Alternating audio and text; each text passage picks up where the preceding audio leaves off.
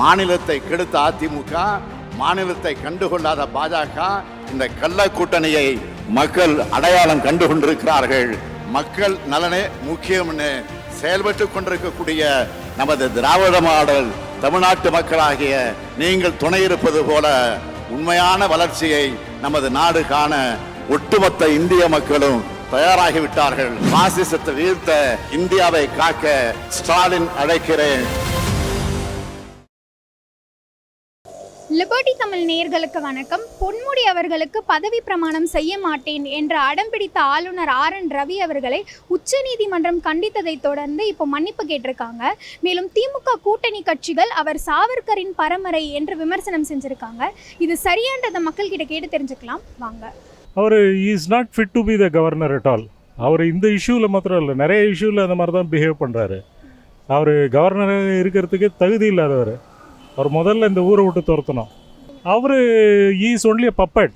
அவரை ஆக்ட் பண்ணுறது மோடியும் அமித்ஷாவும் தான், வேறு யாரும் கிடையாது. இது எல்லாருக்குமே வெட்ட வெளிச்சமாக தெரியுமே. இதில் ஒன்றும் ஹைட் அண்ட் சீக் ஒன்றும் இல்லை. இவர் மாத்திரம் இல்லையா, எல்லா கவர்னரும் ஆப்போசிஷன் பார்ட்டிஸில் இருக்கிறவங்க எல்லாம் அப்படி தானே பண்ணுறாங்க. So it is purely by Modi and Amit Shah தான். வேற அது அவர் RSS தான், அவர் ஆளுநர் அல்ல. ரவியை பொறுத்த வரைக்கும் ஆளுநர் கிடையாது, ஒரு RSSோட தீவிரவாதி. அதனால் அவர் அப்படி தான் செயல்படுவார்.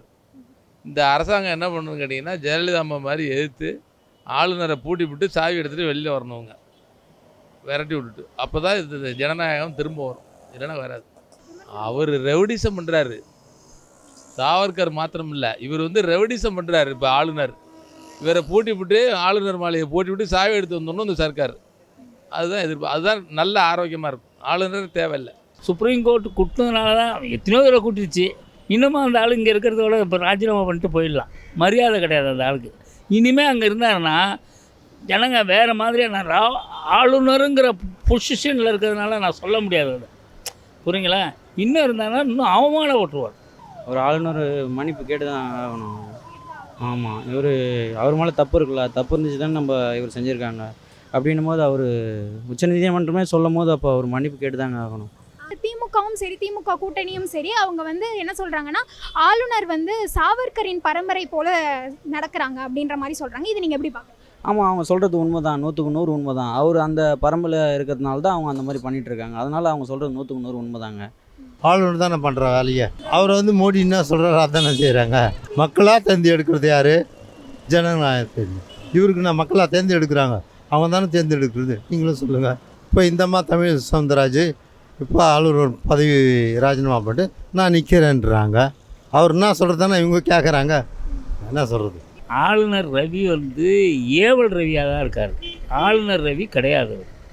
ஆளுநருங்கிற இதுக்கே அவர் மரியாதை கிடையாது. அவரால் கெட்டுப்போச்சு. இன்னும் என்ன தான் அவரை பேச முடியும்?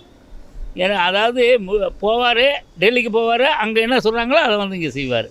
டெல்லிக்கு போவார், அங்கே என்ன சொல்கிறாங்களோ அதை செய்வார். டெல்லிக்கு போய் கேட்டு தான் இது பண்ணுறாரு. அவர் இஷ்டத்துக்கு அவர் செய்யலை. ஆனால் அவர் என்ன அங்கே இன்ஸ்ட்ரக்ஷன் கொடுக்குறாங்களோ அதை செஞ்சுக்கிட்டு இருக்காரு. அவர் ஆளுநர் ரவி கிடையாது, புரியுங்களா? அவர் ஏவல் ரவி. அது தன்னிச்சையாக செயல்படுற மாதிரி தெரியுது. யாரோ ஒருத்தர் அவர் ஆட்டி வைக்கிறாங்க, ஆட்டுறாரு. அதனால் அது ஆளுநர்னும் போது பொதுவானவர். அரசியல் சாசனம் என்ன சொல்கிறது செஞ்சாகணும். அவர் சுப்ரீம் உச்சநீதிமன்றம் சொல்லி செய்கிறாரு. அரசியல் சாசனப்படி ஆளுநர் பொதுவானவர், எந்த கட்சியும் சேராத இருக்கணும். அவர் ஆரம்பத்துலேருந்தே தமிழ்நாட்டில் ஒரு ரூபா பண்ணிட்டுருக்காரு. அவர் ஒருத்தர் ஆட்டி வைக்கிறாங்க, ஆட்டுறாரு. அதனால் அவர் அவருடைய பதவிக்கு அழகில்லை. அதான் திமுக என்ன சொல்லணும், ஆளுநர் பதவி தேவையில்லைன்னு நாங்கள் தீர்மானம் நிறைவேற்றிருக்கோம். அது தனிப்பட்ட எங்களுடைய கட்சியோட தீர்மானம், தலைவர் தளபதியோட சிஎம்மோட தீர்மானம். அப்படி இருக்கும்போது நான் என்ன சொல்கிறேன், ஆளுநர் இந்த மாதிரி நடந்துக்கிறது அழகே கிடையாது. ஆளுநர் பண்ணுறது கொஞ்சம் தான், அது கொஞ்சம் ஓவர் தான். இப்போது ஆளுநர் அவருக்கு சம்மந்தம் இல்லாமல் இதெல்லாம் செய்கிறாரு. அவங்க ஒரு ஆட்சிக்கு ஒரு இது மாதிரி தான் பண்ணுறாரு. எல்லாமே ஒரு கட்சி சார்பாக தான் போகிறோம், கட்சி சார்பாக தான் போகிறாங்க. அது தவறான செயல் தானம்மா. ஒருத்தர் கவர்மெண்ட்டு பெரிய அதிகாரிகளே கொடுக்கும்போது அப்புறம் இவங்க இருக்கிறவங்க நடுவில் இருக்கிறவங்க இது தானே. அவருக்கு மேலே இருக்கிற ப்ரெஷராக இருக்கலாம், இங்கே லோக்கல் ப்ரெஷராக இருக்கலாம், இல்லை அவர்களுடைய இதில் இருக்கலாம். அதுதான், வேறு ஒன்று. ஆளுநர் ஆர்.என். ரவிக்கு இது வந்து ஒரு தொடர்கதையாகி போய்விட்டது. 3 முறையும் அவர் அசிங்கப்பட்டு அவமானப்பட்டாலும் திருப்பி அவர் இது பண்ணுறார். ஒரு ஆளுநர் பதவிங்கிறது ஒரு அழகான பதவி தான். அதாவது அவருக்கு வந்து எந்த அதிகாரம் இல்லாத ஒரு அழகான பதவி. ஆனால் அதுக்குன்னு ஒரு மரியாதை இருக்குது. அந்த மரியாதை அவரே கெடுத்துட்டு கோர்ட்டில் மன்னிப்பு கேட்குறாரு. மன்னிப்பு கேட்கல. அவருடைய அந்த ஆளுநர் பதவி அழகான பதவி, டம்மி பதவியாக இருந்தாலும் அதுக்குன்னு ஒரு மரியாதை அந்த மதிப்பு கெட்டு குட்டிச்சடாக போச்சு. உண்மை தான். அந்த மதிப்புடைய சுத்தமாக எதுவுமே இல்லாமல் ஆகி போச்சு. அடிக்கடி இவர் வந்து மோதல் போக்க கடைப்பிடிக்கிறார் கவர்மெண்ட்டோட. இவர் யாருக்குமே நாகாலாந்தில் இருந்தார்ல, நாகாலாந்தில் இருக்கிற அந்த ஊரில் இப்படி தான் பண்ணார். பண்ணிவிட்டு அங்கேருந்து தான் இங்கே வந்திருக்காரு. மன்னிப்பு கேட்டதுங்கிறது ஒரு வரவேற்க வேண்டிய விஷயம். ஏன்னா பல தடவை சொல்லி அவர் ஒவ்வொரு நடையும் உச்சநீதிமன்றம் கண்டிச்சாதான் நான் அடங்குவேன், இல்லாட்டி ஆளுநராக இருக்கிறதுக்கு முடியாது, அவங்க சொன்னால் தான் கேட்பாங்கிற மாதிரி தான் இவர் செய்கிறார். இது வந்து மாநில சர்க்காருக்கு எதிராக மாத்திரமில்லை, இந்திய ஜனநாயகத்தினுடைய எதிர்ப்பையும் அவர் சம்பாரிச்சுக்கிறார். ஜனநாயகத்துக்கு விரோத போக்கை தான் அவர் கடைப்பிடிக்கிறார்.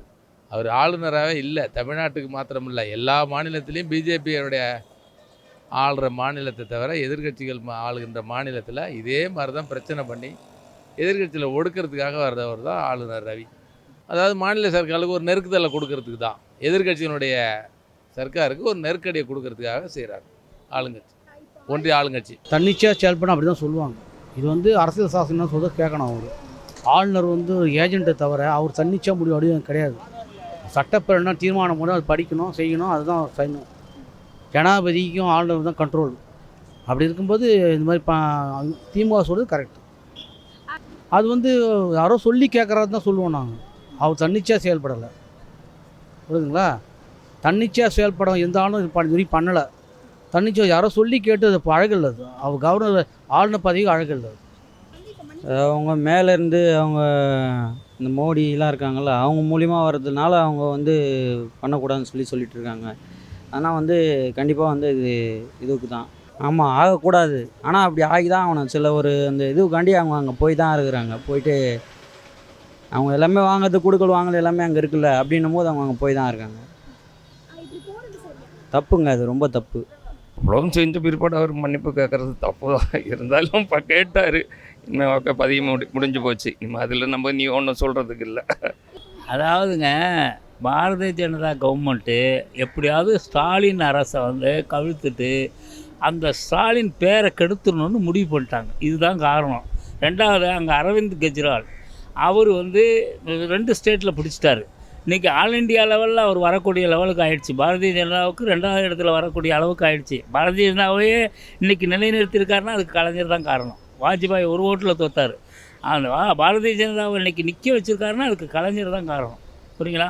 5 வருஷம் அவங்களுக்கு ஆதரவு கொடுத்து பாரதிய ஜனதாவை நிறுத்தினார் கலைஞர். அவர் வந்து சிறுபான்மைக்கு வாஜ்பாய் தொல்லை கொடுக்கல. இவங்க வந்து சிறுபான்மையரை ஒடுக்கணும். இது வந்து இவங்களுக்கு என்னன்னா கெடுதல் தான். இவங்களுக்கு அழிவு நெருங்கிடுச்சு. அதனால தான் இவங்க இது நல்லது நம்ம செய்கிறோம், நல்லது தான் நல்லது, நம்ம கட்சி வளரும் அப்படின்னு இவங்க நினைக்கிறாங்க. அரவிந்த் கெஜ்ரிவாலை அரெஸ்ட் பண்ணுறதுக்கு நல்லதுன்னு நினைக்கிறாங்க. ஆர்.எம். ரவி இதை பண்ணுறாரு, இப்படிலாம் பண்ணால் நல்லதுன்னு நினைக்கிறாங்க. எந்த விதத்துலேயும் அது ப்ளஸ்ஸாக தான் இருக்கும் இவங்களுக்கு. ஸ்டாலின் அரசுக்கு ப்ளஸ் தான். இவர் என்ன சொல்லலாம், செய்ய மாட்டேன், இவர் சட்டத்தின் வல்லுநர் இல்லையா?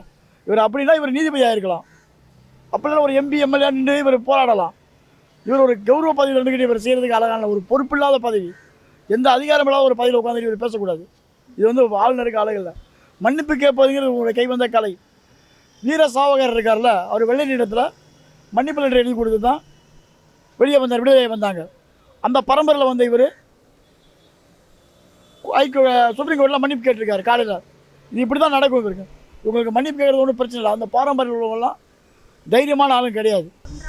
அதெல்லாம் பேச்சுக்கு வேணால் சொல்லலாம், பட்டு ரியாலிட்டியில் என்ன நடக்க போகுதுன்னு தானே பார்க்கணும். அவர் எவ்வளோ நாளைக்கு இவங்களுக்கு குடைச்சல் கொடுக்கணும், அதை செஞ்சிட்ருக்காரு சக்ஸஸ்ஃபுல்லாக.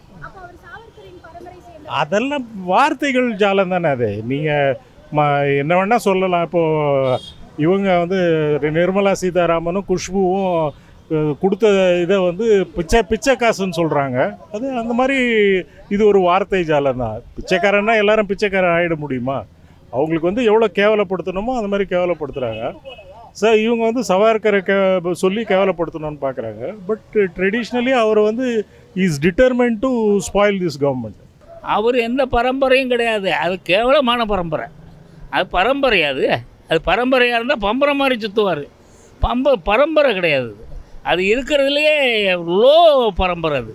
இந்த மாதிரிலாம் பண்ணுறாருன்னா ஒரு படித்தவன் ஒரு நல்ல அறிவு உள்ள ஆள் இதெல்லாம் பண்ணுவான்னா, இப்போ சின்ன குழந்தை கூட கேட்டால் சொல்லும் ஆர்எம் ரவி செய்கிறது சரியில்லை அப்படின்னு சொல்லுவான். ஆர்என் ரவி செய்கிறது சரியில்லைன்னு. ஆர்என் ரவி கிடையாது, ஏவல் ரவி. அவர் என்ன சொல்கிறாரோ அதெல்லாம் போய் அங்கே போய் கேட்டு வருவார். டெல்லி புறப்படுவார். டெல்லி போனவொன்னே இங்கே இருக்கிறவங்கலாம் அரசியல் கட்சிக்காரெல்லாம் ஸ்டாலின் அரசை கவுக்க போகிறாங்க, ஸ்டாலின் அரசை கவுக்க போகிறாங்க, ஒவ்வொரு நாளும் கவுக்க போகிறாங்கன்னு இப்படியே சொல்லி அவர் இன்னும் 10-20 வருஷத்துக்கு அவர் இருக்க போகிறாரு. அதில் ஒன்றும் சந்தேகம் இல்லை.